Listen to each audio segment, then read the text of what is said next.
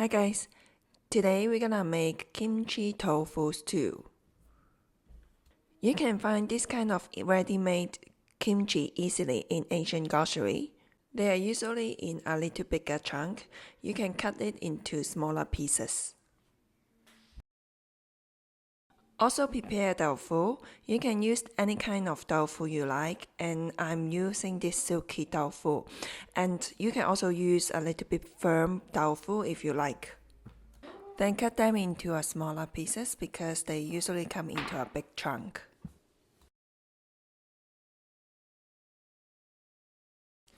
We cook the meat in the pot first.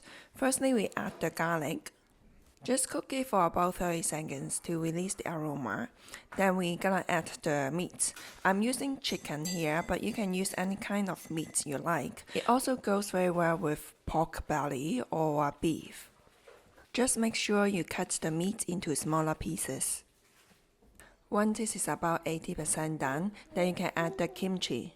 Add the whole lot, including the sauce, because the sauce can give the flavors to the dish.